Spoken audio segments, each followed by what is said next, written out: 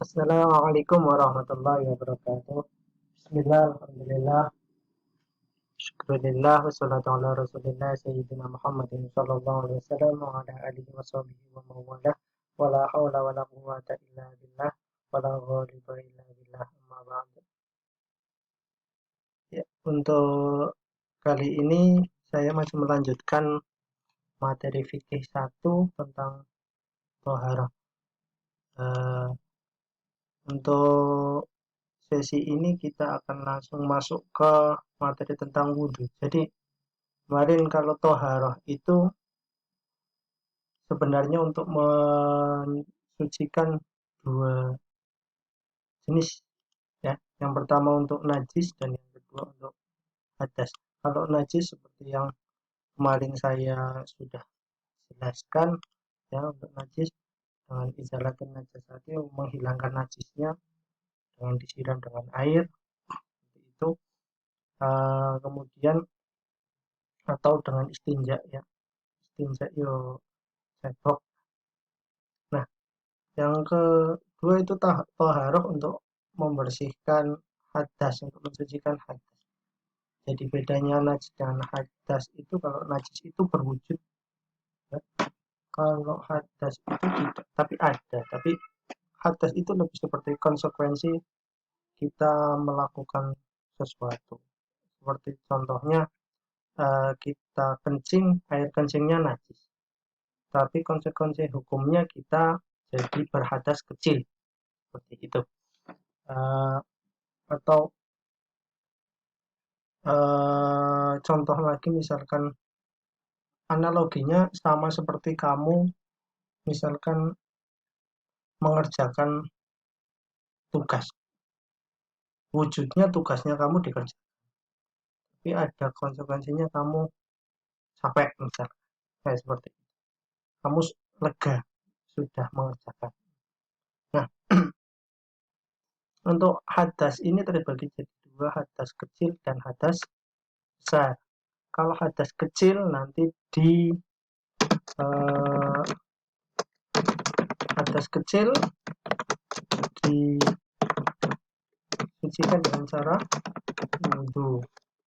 Kalau hadas besar nanti disucikannya dengan cara mandi.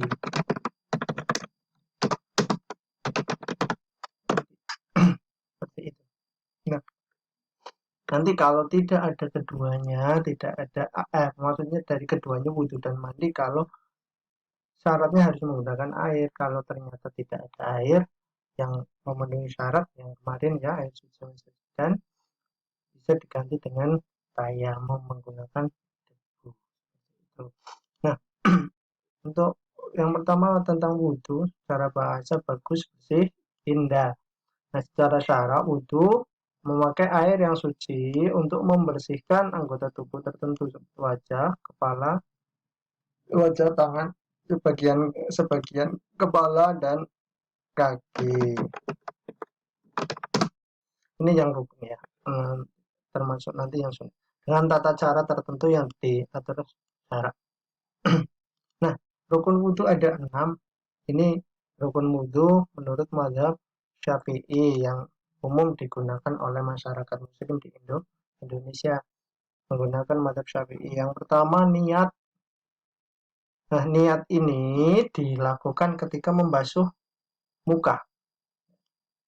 Di rukun yang kedua, membasuh muka. Jadi ketika awal kamu membasuh muka, kamu berniat nawaitul wudu'a li raf'il hadatil asghari fardholillahi ta'ala. Kemudian membasuh kedua tangan sampai siku, mengusap kepala, sebagian kepala, ya, usap sebagian kepala, membasuh kedua kaki sampai mata kaki. Yang keenam, tertib. Nah, berarti yang lain bagaimana? Yang lain sunnah, membasuh kedua telapak tangan, kemudian berkumur, membersihkan hidung, membersihkan telinga, itu sunnah. Jadi yang rukun itu ada 6.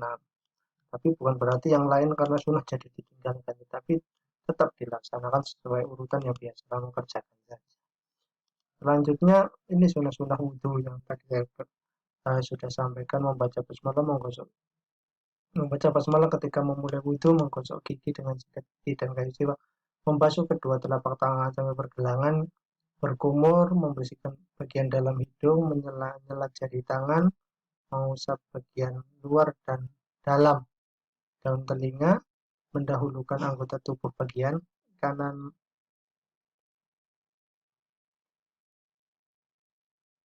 menggalikan basuhan, menggosok anggota tubuh yang dibasuh, menambah sedikit dari batas yang diwajibkan. Contohnya misalkan membasuh tangan sampai siku, yuk dilebihkan sedikit, jangan pas di siku seperti itu. Tidak boros air, menyegerakan basuhan, membaca doa setelah wudhu. Doanya asyhadu an la ilaha illallah wa la syarikalah wa asyhadu anna muhammadan abduhu wa rasuluh. Allahumma ja'alni minat tawabina wa ja'alni minal mutatahhirina wa ja'alni minal ibadikas sholihin. Selanjutnya hal-hal yang membatalkan wudhu. Ini ya, kalau kamu sudah wudhu, batal ketika kamu satu mengeluarkan sesuatu dari dua jalan, kencing atau buang air besar, kemudian hilang akal, gila, tidur, menyentuh kemaluan dengan telapak tangan bagian dalam, ya, telapak tangan bagian dalam itu batal. Yang kelima, bersentuhan langsung antara laki-laki perempuan yang bukan mahram. Bukan mahram itu adalah mahram, orang yang tidak boleh dinikahi. Sudah kemarin di pertemuan waktu itu sudah saya jelaskan yang termasuk dalam mahram. Jadi istri termasuk mahram, bukan istri boleh dinikahi. Mahram adalah orang yang tidak boleh dinikahi. Berarti kalau suami istri bersentuhan, wudhunya batal. Hal-hal yang dilarang bagi orang yang berhadas: sholat, tawaf, menyentuh mushaf Al-Quran. Selanjutnya mandi. Definisi mandi: mengalirkan air ke suatu benda. Menurut fikih, mandi berarti mengalirkan air ke seluruh anggota tubuh dengan niat dan tata cara tertentu. Nah, macam-macam dan hukum mandi. Macam-macam mandi. Yang pertama, mandi wajib, mandi yang dilakukan dengan niat menghilangkan hadas besar. Yang termasuk hadas besar, kalau kamu berhadas besar adalah ketika kamu satu mengeluarkan mani. Yang kedua, melakukan jima, hubungan suami istri. Yang ketiga, berhenti dari haid atau nifas. Ini bagi perempuan. Masuk Islam, orang mu'alaf, orang yang baru masuk Islam, kemudian meninggal dunia. Dan untuk yang kelima ini tidak perlu mandi sendiri, ya, tapi dimandikan oleh orang lain. Nah, yang kedua ada mandi sunnah. Mandi sunnah yang termasuk dalam mandi sunnah adalah sebelum menghadiri sholat Jumat, sebelum menghadiri sholat hari raya Idul Fitri dan Idul Adha. Yang ketiga, setelah memandikan mayat. Dan yang keempat, ketika akan memulai ihram. Tata cara mandi: membasuh telapak tangan sebanyak 3 kali sebelum mandi, membasuh kemaluan, ya, berwudu secara sempurna, menyiram air ke kepala sambil memijat-mijat agar air meresap, niat mandi sambil meratakan air ke seluruh tubuh.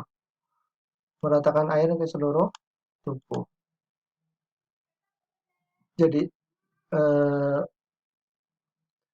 rukun mandi sebenarnya ada dua, yaitu niat dan meratakan air ke seluruh tubuh. Otomatis itu dengan menghilangkan kalau ada najis yang menempel di badan, ya. Niat, ingat niatnya an-niyatu qasdu syai'in muqtarinan bi fi'lihi. Jadi niat itu bebarengan dengan pekerjaan yang pertama, inda awali juz'in, di di gerakan yang pertama, di bagian pertama, berarti ketika kamu mandi, siraman pertama itu untuk kamu niat. Ingat, siraman pertama kamu itu sambil niat nawitul ghusla dirafil hadatsil akbari fardholillahi ta'ala, seperti itu. Ini hal-hal yang dilarang bagi orang yang sedang berhadas besar. Tidak boleh sholat dan tawaf di sekitar Ka'bah. Sholat tidak boleh, tawaf tidak boleh, memegang dan membawa mushaf Al-Quran kecuali dalam keadaan darurat. Tadarus Al-Quran, berdiam diri di dalam masjid, puasa, menceraikan istri. Ini hal-hal yang tidak boleh dikerjakan eh, ketika berhadas besar. Nah, untuk materi taharah selesai, insya Allah. eh, Sebenarnya ada satu lagi nanti, tapi tidak kita sampaikan secara detail, yaitu tentang istinja, cebok lah. Istinja itu bisa menggunakan air atau bisa menggunakan batu dengan 3 sisi atau 3 batu, tidak masalah untuk menggantikan ketika tidak menemukan air, seperti itu saja untuk pertemuan yang ketiga, sesi yang ketiga. Nanti kita masuk ke fikih 2 tentang sholat, ya. Semoga bermanfaat. Jangan lupa dipelajari, jangan sekedar disimak kemudian ditutup, tapi dipelajari dan diamalkan. Semoga bermanfaat. Wallahu muwaffiq ila aqwamit thoriq. Wallahu a'lam bishawab. Assalamualaikum warahmatullahi wabarakatuh.